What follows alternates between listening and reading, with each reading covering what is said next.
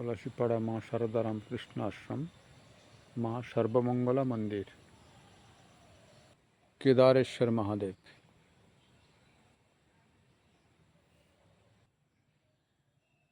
মা সর্বমঙ্গলা শ্রী রামকৃষ্ণদেব, মা শারদা দেবী।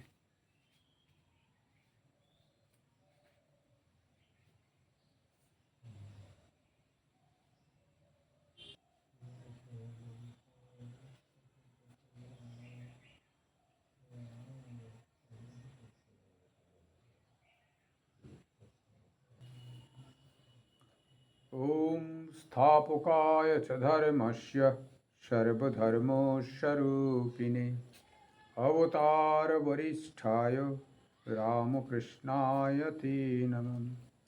ओम जननीं शारदां देवीं रामकृष्णं जगद्गुरुं पादपद्मे तयो श्रित्वा प्रणमामि मुहुर्मुहुः। नमस्ते ज्योतिराजाय विवेकानन्दसूरये सच्चिदसुखस्वरूपाय स्वामिने तपोहारिणे कालिन्दे फुल्लकमले माधवेन क्रीडारतो ब्रह्मानन्दं नमस्तुभ्यं सद्गुरो लोकनायकं गुरुर्ब्रह्मा गुरुविष्णु गुरुदेव महेश्वर गुरुर्साक्षात् परम ब्रह्म तस्मै श्री गुरवे नमः। আপনাদের সকলকে গৈরিক অভিনন্দন। সকলে ভালো থাকুন। ঠাকুর মা স্বামীজি গুরুদেব সকলকে নিশ্চিত ভালো রেখেছেন। আজকে আমরা গৌরচন্দ্রিকায় না গিয়ে আজকে আমরা পাঠ শুরু করছি। আজকে গল্প আলোচনা, এই রামকৃষ্ণ গল্প কথা যে হেডিং ছিল, আজকের গল্প প্রথম তারও বড় আছে। একটা দুটো গল্প হবে। প্রথম গল্প তারও বড় আছে। তো বিষয়টা কি আছে আমরা একটু দেখে নিই। কোনো সময়ে নারদের মনে অভিমান হয়েছিল যে বুঝি তার যত ভক্ত, তার মতো ভক্ত আর নাই।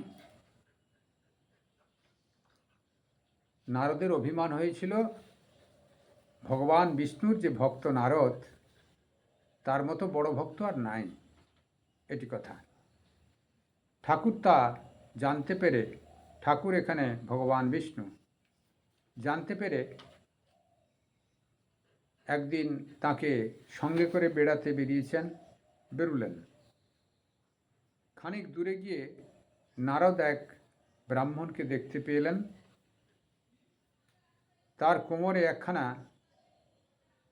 শানিত তরোয়াল রয়েছে, অথচ বামুন শুকনো ঘাস কাটছে। নারদ বুঝতে পারলেন যে সে পরম বৈষ্ণব, অহিংসা তার ধর্ম।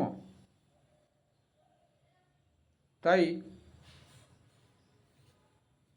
যেসব ঘাসে জীবন আছে সেসব ঘাসও সে খায় না, শুকনো ঘাস খায়। কিন্তু এমন বৈষ্ণবের কোমরে আবার তরোয়াল কেন? নারদ তা বুঝতে না পেরে ঠাকুরকে জিজ্ঞাসা করলেন। ঠাকুর মানে ভগবান বিষ্ণুকে জিজ্ঞাসা করলেন, নারায়ণকে জিজ্ঞাসা করলেন, এ আবার কেমন? একদিকে ঘোর অহিংসা, অপরদিকে ঘোর হিংসা। আমি তো কিছুই বুঝতে পারছি না। গল্পটা অবশ্যই শুনবেন আপনারা, কি বলতে চাচ্ছে আমিও শুনছি, অভ্যাস করছি পাঠোদ্ধার। তা ঠাকুর বললেন, তুমি ওকে জিজ্ঞাসা করে দেখো তো। নারদ ঠাকুরের কথা মতো বামুনের কাছে গিয়ে বললে, আপনি তো জীব হিংসা করেন না, শুকনো ঘাস পাতা খান, তবে আবার আপনার কোমরে তরোয়াল ঝোলানো আছে কেন? বামুন বললে, তরোয়াল রেখেছি তিনজনকে কাটবার জন্যে। নারদ বললেন, কাকে কাকে কাটবেন? বামুন বললেন, প্রথমে অর্জুনকে কাটব। নারদ বললেন, কেন? বামুন বললেন, অর্জুনের এত বড় আস্পর্ধা, আমার ঠাকুরকে কিনা সারথি করে। অর্থাৎ ভগবান শ্রীকৃষ্ণ অবতারে ভগবান শ্রীকৃষ্ণ অর্জুনের কুরুক্ষেত্রে যখন যুদ্ধ হয় তখন অর্জুনের সারথি হয়েছিলেন, রথের সারথি হয়েছিলেন। এটি তার খারাপ লেগেছে, তাই সিদ্ধান্ত করে রেখেছে সামনে গেলে তাকে কাটবে, অর্জুনকে। তারপরে কি হলো? নারদ বললেন, আর কাকে? বামুন বললেন, আর দ্রৌপদীকে। নারদ বললেন, কেন? বামুন বললেন, দ্রৌপদীর এত বড় আস্পর্ধা যে আমার ঠাকুরকে পাতের এঁটো খাওয়ায়। নারদ বললেন, আর কাকে? বামুন বললেন, আর নারদকে। সর্বনাশ! নারদ প্রশ্নকর্তা, তাকেই তো কাটবার জন্যে ঠিক করে রেখেছে, কিন্তু নারদ বলে তখন বুঝতে পারে নাই। নারদ বললেন, কেন? বামুন বললেন, নারদের এত আস্পর্ধা যে দিন নেই রাত নেই, যখন তখন আমার ঠাকুরকে জাগায়, সবসময় তার নাম জপ করে। বামুনের সব কথা শুনে নারদ স্তম্ভিত হয়ে গেলেন এবং বামুনের ভক্তি দেখে আপন অভিমান ত্যাগ করলেন। অর্থাৎ ভগবানকে তার নিজের এত প্রিয়, এত শ্রদ্ধা করেন যে ভগবানের জন্য সে সব কিছু করতে পারে, এই ভাবটা এখানে দেখিয়েছেন। তা তিনজনকে তিনি বধ করবেন, এটি তার ভক্তির বিশেষ প্রকাশ। এই ভক্তি নারদ ভেবেছিলেন নিজেই নারদের এবং ভগবানের শ্রেষ্ঠ ভক্ত, কিন্তু ভগবান ছলনা করে পাঠিয়েছিলেন, ব্রাহ্মণের রূপ ধারণ করে সেখানে বসেছিলেন নারদকে উপদেশ দেবেন বলে। তা সে নারদের অহংকার চূর্ণ হয়েছিল। তা প্রথম কাকে কাকে বধের কথা হলো, সেটি কি বলছে একবার ছোট্ট করে আলোচনাও করা যেতে পারে হালকা করে। প্রথমে অর্জুনকে। নারদ বললেন, কেন? বামুন বললেন, অর্জুনের এত বড় স্পর্ধা, এত বড় আস্পর্ধা, আমার ঠাকুরকে সারথি করে, আমার ঠাকুরকে কিনা সারথি করে। অর্থাৎ কৃষ্ণ অর্জুন সংবাদে বা ঊর্ধ্ব গীতাতে বা এমনি কুরুক্ষেত্রে যুদ্ধে, আমাদের মহাভারতের ভীষ্ম পর্বে যেটি আছে কুরুক্ষেত্র যুদ্ধ, সেখানে সারথি ভগবান রথ চালাচ্ছেন আর অর্জুন তীর ধনুক নিয়ে প্রতিপক্ষের সঙ্গে লড়াই করছেন বা যুদ্ধ করছেন। এটি ভগবানকে শ্রেষ্ঠ এবং অন্যান্যদের অধস্থানীয় ভক্ত জ্ঞান করেছেন। ভগবান হচ্ছে ইষ্ট, তাকে এত কষ্ট দেওয়া কেন, বা তাকে শ্রদ্ধাস্পদ হিসেবে তাকে দর্শন করা, তাকে সারথি হিসেবে ড্রাইভার রেখে দেওয়া, নিজে যেরকম আমাদের মালিকানা সব আছে, বড় বড় মালিকরা কোটি কোটি দামের গাড়ি, লক্ষ লক্ষ কোটি কোটি টাকা দামের গাড়ি ব্যবহার করে, সোনার পাত পছানো গাড়িও এখন হয়েছে, ড্রাইভারকে বেতন দেয়, রেখে দেয়, নিজে পেছনের সিটে ভালোভাবে বসে যায় আনন্দ করে। তা এখানেও ড্রাইভার যেন ভগবান, আর নিজে ওই রথে বসেছেন, আরোহণ করেছেন, সেটিতে ভক্তের খারাপ লেগেছে এবং সেটি উত্তম ভক্ত হিসেবে পরিগণিত হয়েছে। তথ্যের দিক দিয়ে আলাদা, ভক্তি মার্গে এটাই। তত্ত্বের দিক দিয়ে ভগবান অর্জুন এবং কৃষ্ণ অভিন্ন, এবং জগৎ উদ্ধারের জন্য যুগে যুগে অবতীর্ণ হন। যেমন শ্রীরামকৃষ্ণদেব যোগানন্দ মহারাজকে বলেছিলেন অর্জুন চক্ষু, অর্থাৎ যুগে যুগে তার সহকর্মীকে বা নিজেদের অঙ্গকে সঙ্গে নিয়ে আসেন কর্মক্ষেত্রে কর্ম করবার জন্যে, কর্ম সমাধান করবার জন্যে। কুরুক্ষেত্রে যুদ্ধের সমাধান ভগবান শ্রীকৃষ্ণ রথের সারথি না হলে সম্ভব হতো না। সেই জন্য হয়েছেন। তথ্যের দিক দিয়ে ঠিক আছে, ভগবানই তো সব সর্বভূতে আছেন, অর্জুনের ভিতরেও তিনি আছেন, আলাদা কিছু নয়। কিন্তু এটি ভক্তি মার্গের দিকে ব্যাখ্যা করতে গিয়ে ভগবানকে মূল স্তম্ভ, বাদবাকি সব অনুজ এমন কিছু করবে না যেন ভগবানের উপরে আরোপিত হয় কোনো ভাবনা। সেই জন্যে এর দৃষ্টিতে ভগবান যেন ব্যথা পেয়েছেন। এইসব অর্জুন পেছনে বসে বাবুর মতো আছে, তীর ধনুক নিয়ে খেলা করছে, আর ভগবান রথ চালাচ্ছেন, না খেয়ে দিয়ে চুপচাপ রথে বসে রথ চালাচ্ছেন। এটি যেন ভক্তের পক্ষে পীড়াদায়ক হয়েছে, সেই জন্যে একটা রাগ দেখালেন ওটা। তারপর কি বলছেন, আর কার প্রতি? বামুন বললেন অর্জুনের তো আস্পর্ধা আছে, অর্জুনেরটা হয়ে গেল। নারদ বললেন আর কাকে? বামুন বললেন আর দ্রৌপদীকে। নারদ বললেন কেন?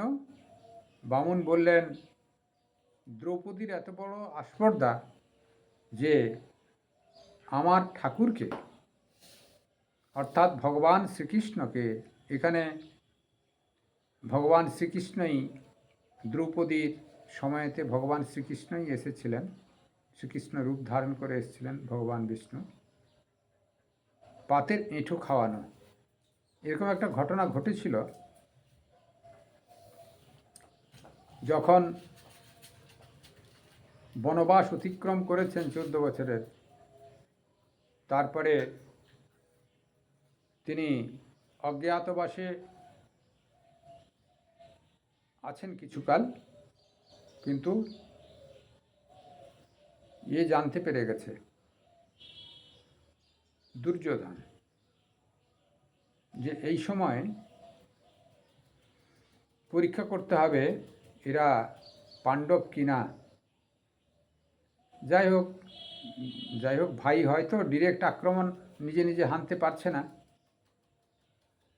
কিছু সন্ন্যাসীদের ডেকেছেন, সন্ন্যাসীদের ডেকে বলেছেন পরীক্ষা হবে, যদি সে দ্রৌপদী হয়ে থাকে তাহলে তোমাদের ভরপেট খাইয়ে দিতে পারবে, যদি দ্রৌপদী না হয়ে থাকে অপমানিত হবে, ধরা পড়ে যাবে ওরা পাণ্ডব বা দ্রৌপদী আছে কিনা জঙ্গলের ভেতরে।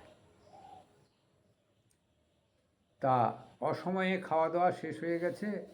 এটি আশীর্বাদ ছিল দ্রৌপদীর, সেটা এখন মেয়েরাও পালন করে, ঘরের মেয়েরা। কি আশীর্বাদ? দ্রৌপদী যতক্ষণ না খাবেন, যতজন অতিথি আসবে তার সেবা করতে পারবেন। আর যদি নিজে খেয়ে নেন, তারপরে আর অতিথি সেবা করতে পারবেন না। তারপর অতিথি এলে তাকে ফিরে যেতে হবে, হ্যাঁ এরা অপমানিত হবে, যাই হোক কিছু হবে একটা। তখন অতিথি সেবার একটা ধুমধাম ছিল, এখনও আছে। এখন কেউ ফলো করে, কেউ করে না। তখন নিজে না খেয়েও অতিথিদের খাওয়াতো। এরকম অনেক ঘটনা আছে। অতিথি খাওয়ানোর ফলে আয়ু বৃদ্ধি হয়েছে। 25 বছরের আয়ু ছিল, তো 110 বছর আয়ু লাভ করেছিল আশীর্বাদে। যমরাজের সঙ্গে লড়াই করে, এরকম অনেক উপাখ্যান আছে। সেই জন্যে না খেয়ে তখন খাওয়াতো, অনেক ঘটনা পাওয়া যায়। এখন নিজের খাওয়াটা রেখে এক্সেস হলে তখন দেয়, এমনকি সাধুদেরও তাই। সাধুরাও যদি হঠাৎ করে ভিক্ষাং দেহি গিয়ে উপস্থিত হয়, সে নিজের খাবারটা রেখে তারপর সাধুদের আছে কিনা বলবেন, আছে চলে যাবে। যারা রমতা সাধু, মানে মাধুকরি করে করতল ভিক্ষা, কমণ্ডলুতে মাধুকরি করে খায়, তা তাদেরও ফেরত দিয়ে দেয় অনেক সময়। এখনকার গৃহীদের অবস্থা এরকম হয়েছে। তা সে সময় এরকম ছিল না, ঠিক কলিযুগের আগেতে, দাপরের শেষাশেষি। তা যে প্রসঙ্গ, দুর্যোধন মুনিদের ডেকেছেন 1000 সন্তকে, বলেছেন জঙ্গলে অমুক জায়গায় এক মেয়ে এবং কয়েকটা লোক বসবাস করে, তা তোমরা ওখানে গিয়ে ভান্ডারা লাগাও, আজকে ওখানেই সেবা করবে। তা পাঠিয়ে দিয়েছেন। এদিকে হ্যাঁ, দুর্বাসা এবং অন্যান্য সকলে। তারপরে কথা বলে ঠিক আছে, দিয়ে যুধিষ্ঠির, কই যুধিষ্ঠির মহারাজ, যুধিষ্ঠির মহারাজ ডাকলেন। আজ্ঞা। মহাত্মাগণ যুধিষ্ঠির মহারাজ করজোড়ে প্রণাম করলেন। আজ্ঞা করুন, আমি এখন ভোজন, আমরা সব এখানে ভোজন করব, সব আয়োজন করো। তিনি তো বিব্রত হয়ে গেলেন, দ্রৌপদীর খাওয়া হয়ে গেছে, এখন কি করে আর খাবার দেওয়া যায়। ইতিমধ্যে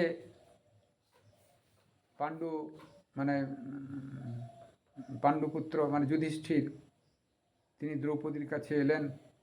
দেখো এরকম পরিস্থিতি হয়েছে, আমাকে তো বলে গেল ওরা নদীতে স্নান করতে যাচ্ছে, স্নান করে এসেই খাবে। 1000 জনের খাওয়ার এই অল্প সময়ের ভিতরে কী করে সম্ভব বানানো? আমাকে বাজার করতে যেতে হবে, কোনো কিছু ব্যবস্থা নাই। আসবে, রান্না চড়ানো হবে, সন্ধ্যের দিকে হলে হবে, সে তো এখনই খাবে বলছে। তাই নাকি? কি করা যাবে? ওই দ্রৌপদীর আশীর্বাদ ছিল দুটি। একটি হচ্ছে খাওয়ার আগে যতজন আসবে তাকে খাওয়াতে পারবে, হাঁড়ি থেকেই বেরোবে ভাত তরকারি, যা আছে, যা একবার রান্না হবে সেটা সারা, ওর নিজের না খাওয়া পর্যন্ত সব বেরোতে থাকবে। আরেকটা আশীর্বাদ ছিল, বিপদে পড়লে ভগবান শ্রীকৃষ্ণের স্মরণ করলে সে সঙ্গে সঙ্গে এসে সমাধান করবেন। ওর ওই কথা মনে পড়ে গেল। এখন আর কোনো পথ নাই। এক বস্ত্র হরণের সময় আমি ডেকেছিলাম, তিনি সমাধান করেছিলেন। এখন আর কোনো পথ নাই, এইসব স্বামীদের দ্বারা আমার হবে, এই কথাটা, এই কাজগুলো সম্ভব হবে না। তিনি একটু চোখ বন্ধ করে, হে কৃষ্ণ উদ্ধার করো, তিনি বললেন। ভগবান শ্রীকৃষ্ণ প্রকটিত হলেন। প্রকটিত হয়ে বলছে আমার কথাটা তো শোনো। বলছে আমার সব শোনা হয়ে গেছে, তুমি স্মরণ করেছো মানে আমি সব বুঝতে পেরে গেছি। দেখো এবার হাঁড়ির ভিতরে কিছু লেগে আছে কিনা। তা অহম তুষ্টে জগৎ তুষ্ট, আমি যদি খেয়ে নিই ওদের পেট অমনি ভর্তি হয়ে যাবে। তা বলছে হাঁড়ির ভিতরে তো কিছু নাই, এক কোনা ভাত আছে, এক কোনা শাক লেগে আছে, ওইটুকু আনো, ওইটুকুতেই হবে।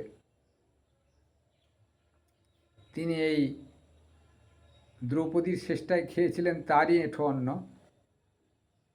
তিনি সেই এক কোনা ভাত এক কোনা শাক খেলেন, দিয়ে বমি করে অনেক শাক আর অন্ন তৈরি করে দিয়ে গেলেন। আর এদিকে নিজে খেয়েছেন, খেয়ে একটা ঢেকুর তুললেন, সঙ্গে সঙ্গে সমস্ত জগৎবাসীর সমস্ত পেট ভর্তি হয়ে গেল।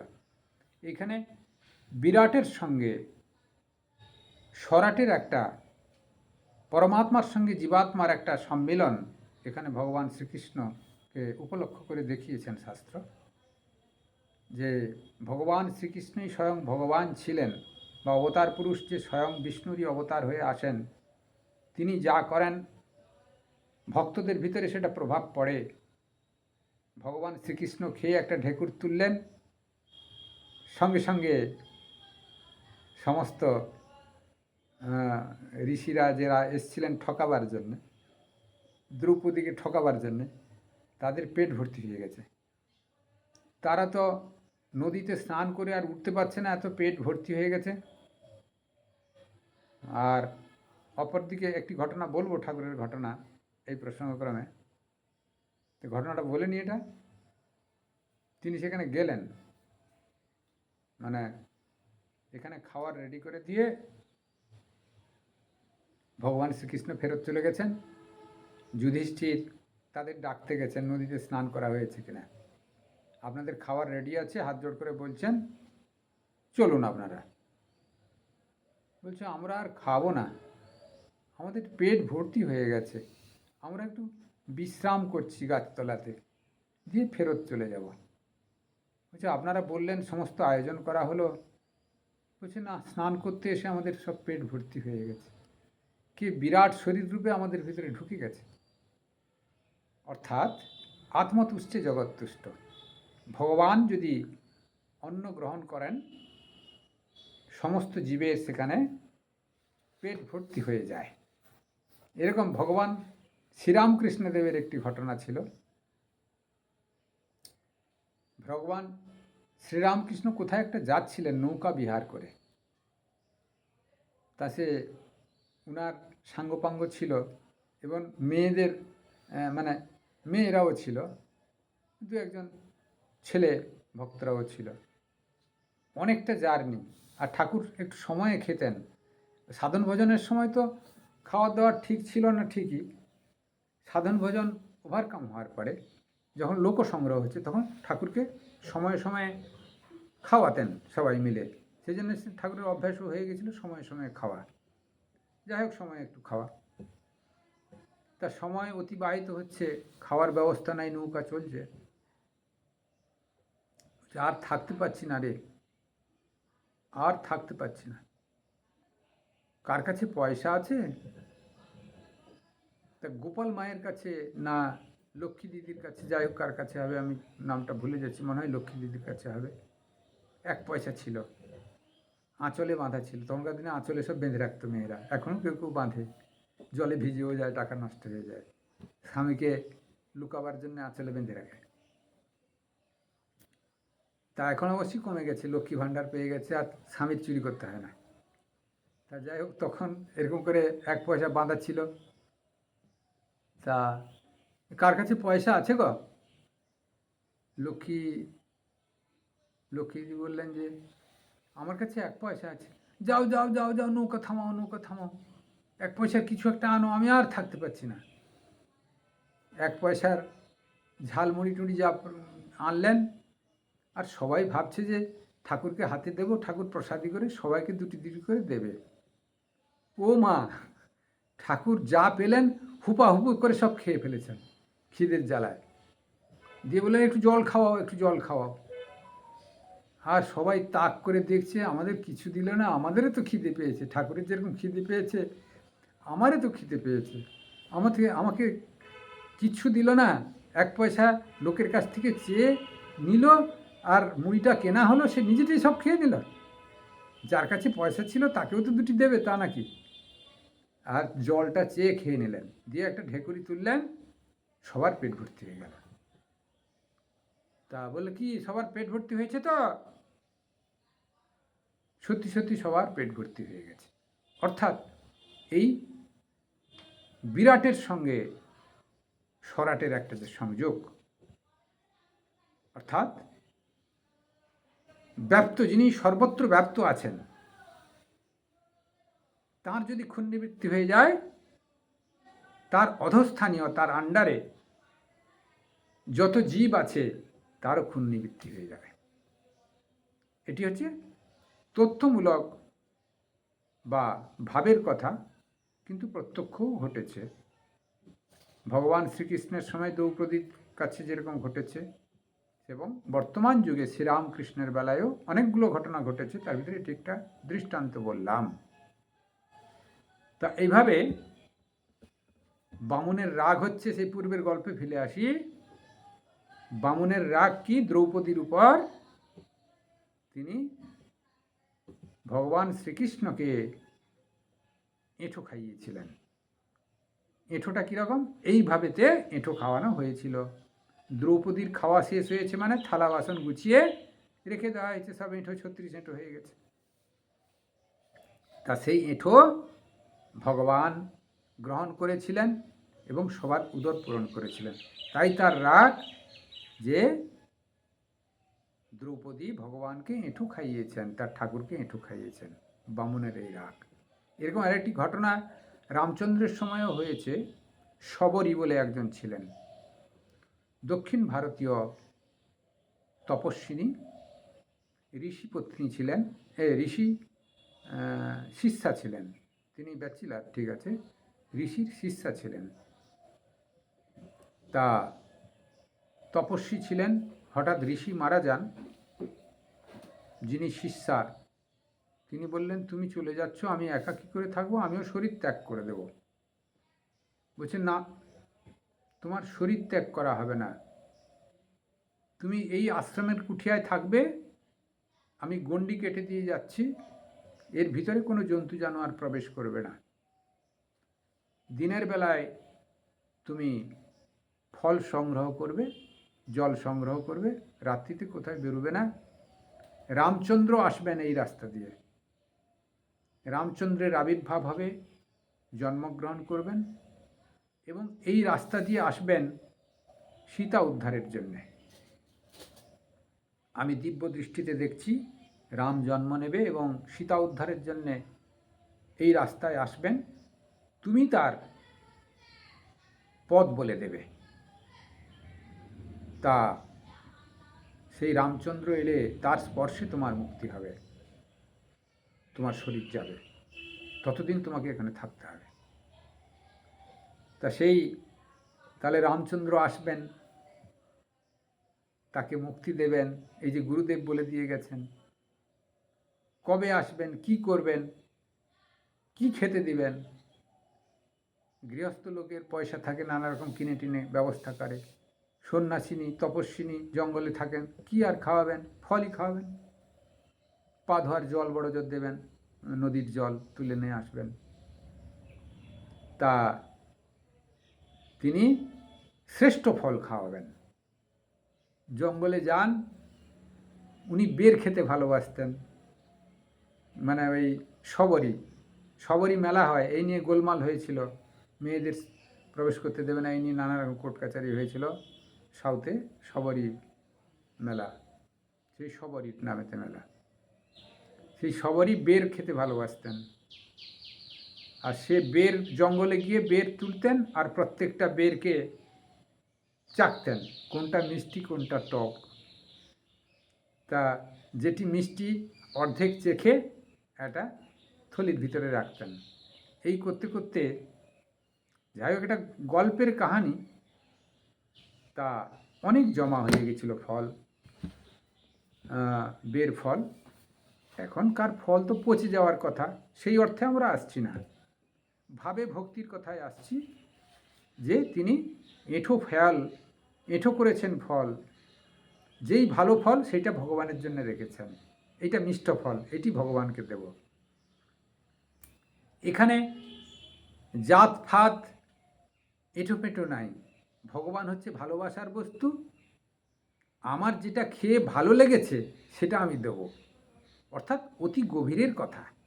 খুব আত্মস্থ না হলে মা ছেলেকে খাইয়ে দিচ্ছে, ছেলে মাকে খাইয়ে দিচ্ছে, এই নাড়ুটি ঠাকুর যেরকম খাওয়াচ্ছেন, এই নাড়ুটা খেতে আমার খুব ভালো হয়েছে, মা তুই খা, তুই খা, দিয়ে নিজে খাচ্ছেন আর মাকে খাইয়ে দিচ্ছেন, এই নাড়ুটা ভারী সুন্দর খেতে, তুই খা।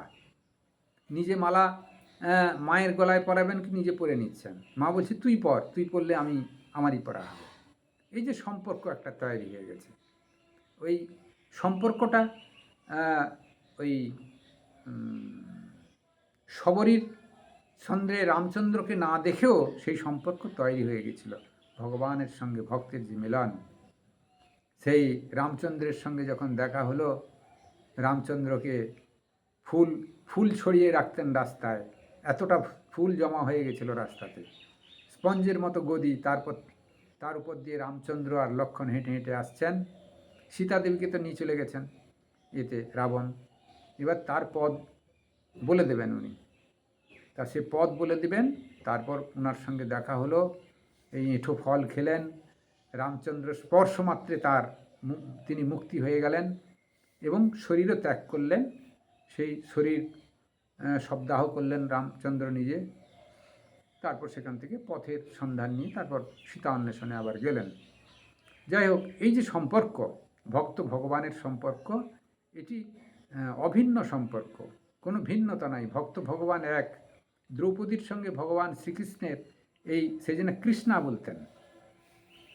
দ্রৌপদী ভগবানের অহরহ সঙ্গ করতেন, পাণ্ডুরা সঙ্গ করত, শারীরিক সঙ্গ করত, কিন্তু আর ভগবান সঙ্গ করতেন অন্তরে বিরাজ করে।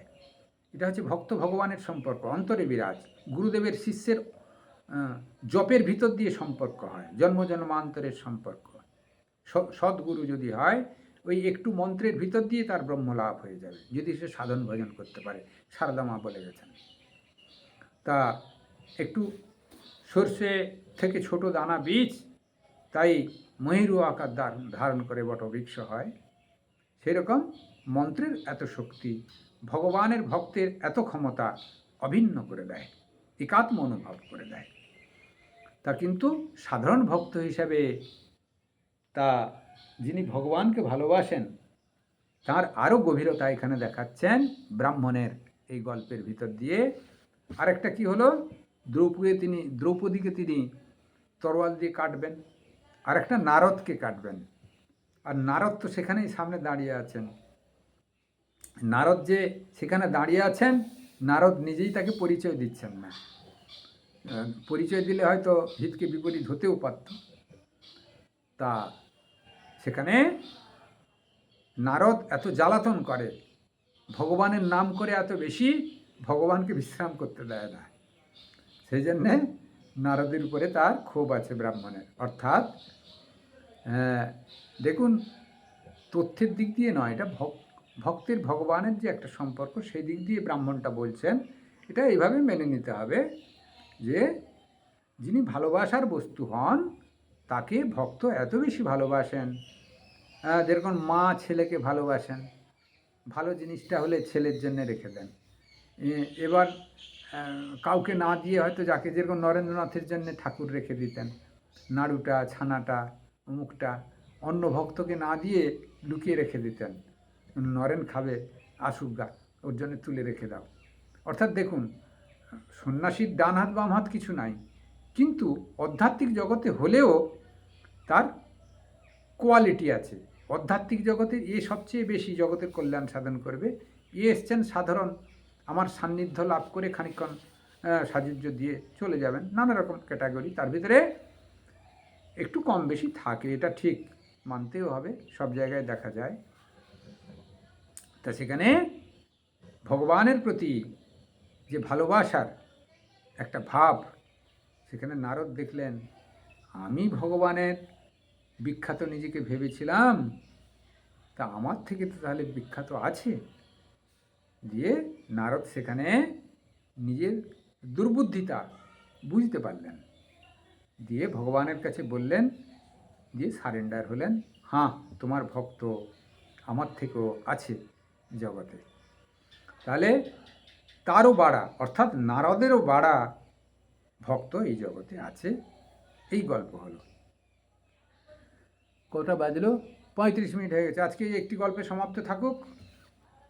35 মিনিটের বেশি কেউ শুনবে না। ওম নিরঞ্জনম নিত্যমনন্তরূপম ভক্তানুকম্পাধিত বিগ্রহম বহি ঈশাবতারং পরমেশমিড্ডম তম রামকৃষ্ণম শিরসা নমামি। সর্বে ভবন্তু সুখিনঃ, সর্বে সন্তু নিরাময়া, সর্বে ভদ্রাণি পশ্যন্তু, মা কশ্চিৎ দুঃখমাং ভবেৎ। সকলের মঙ্গল করো। জয় ঠাকুর, জয় মা, জয় স্বামীজি, সকলের কল্যাণ সাধন।